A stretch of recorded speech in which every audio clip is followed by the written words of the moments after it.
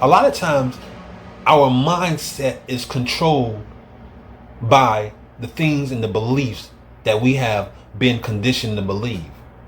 And what we got to do is, a lot of times we only do the surface, which is the fruit, which is the physical form. But we have to go deep. We have to dig in the root.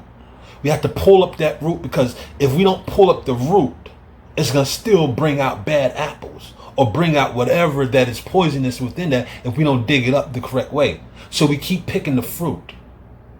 We only touching the surface of the situation, but not digging deep enough to understand what is it that's causing this.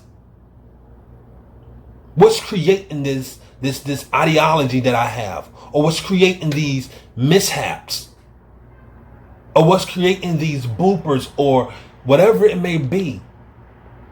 We can take this as an example because I'm very into the health of our people. So we give an example of someone who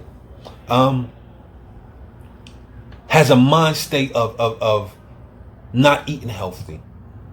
And their mind state comes from what their parents told them and the information that was passed on from their parents and passed on from their parents. And granted, the information wasn't as accessible when their parents was growing up or their grandparents was growing up. Now the information is accessible.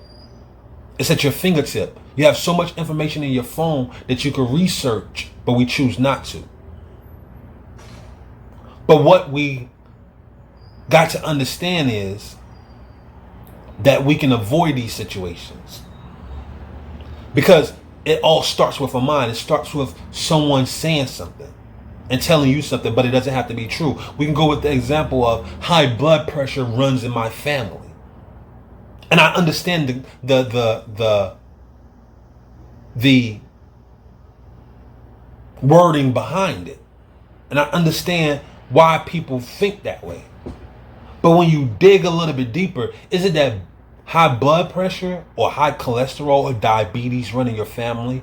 Or is it the tradition and culture of what you have eaten from your great grandparents to your grandparents to your mother, that has been a tradition that has created that high blood pressure, high cholesterol, and diabetes?